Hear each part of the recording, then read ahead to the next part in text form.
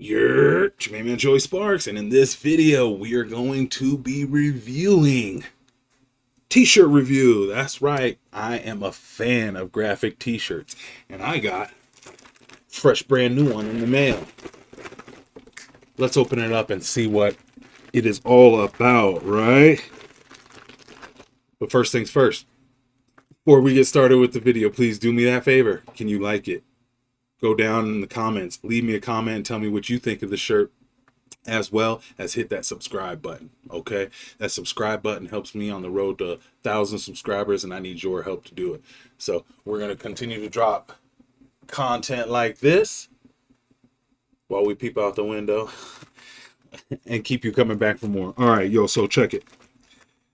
I'm a fan of graphic t-shirts, right? Like, let me get that away. I'm a fan of graphic t-shirts, right? As you can see, I'm wearing another one right now. You can't win, right?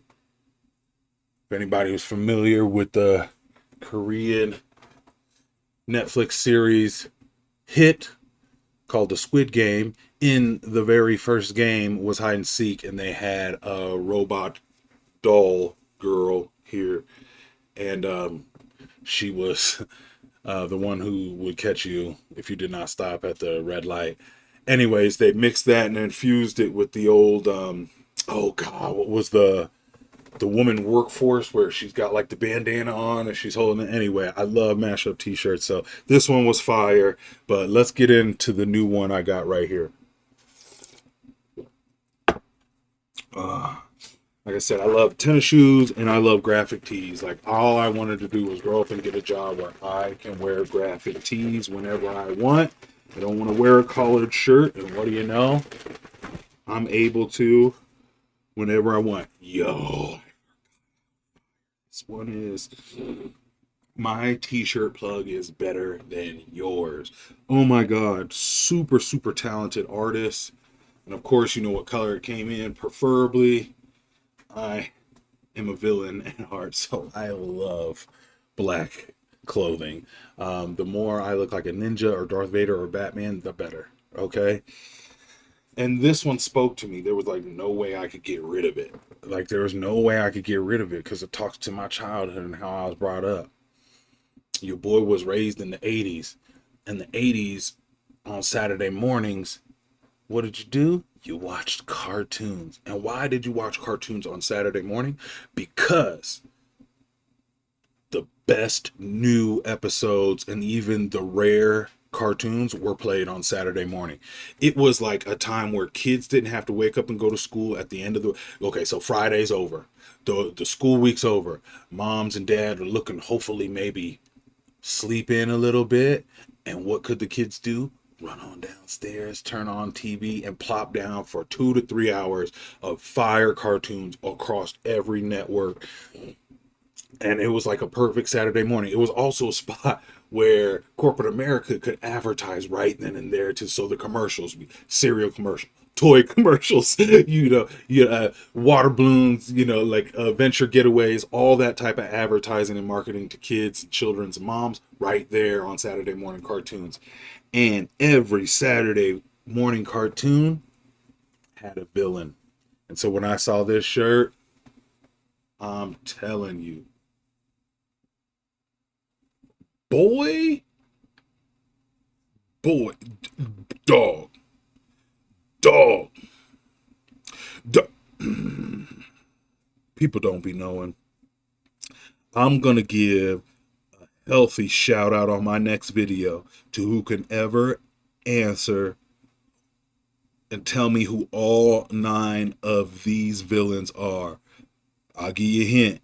That first one, top right, well, right up, anyway, Skeletor, right? He-Man's nemesis, right? Don't, you just know. You just know. You just, in black and white with the mug shots. This is Saturday morning villainy at its best, bro. They just don't make them like that. And that's why, like, you'll still see, how do I do this? You'll still see G.I. Joe, Transformers, He-Man, like Ninja Turtle. You'll still see these cartoons and characters referred to in pop culture today. Even though they don't have a designated Saturday morning cartoon anymore, it's still prevalent. They're making movies off it. They're revamping cartoons and making new versions of cartoons out of that. They're making new versions of the toys and what have you.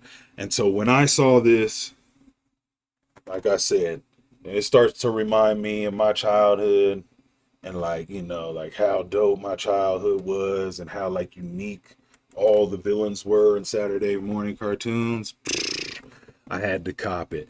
I really got a question though for anyone watching it. Who was your favorite cartoon villain? Like out of all the villains, who was like your favorite? Mine, that's a tough one, bro. Because like,